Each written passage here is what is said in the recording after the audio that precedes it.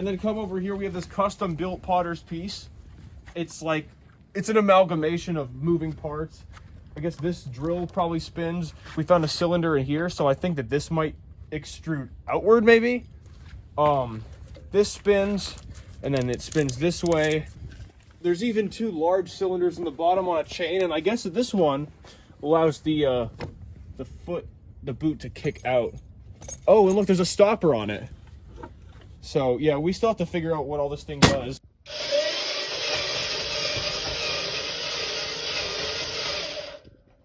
It's got to get that third motor wired up, and it's on a chain mech, which turns this center one.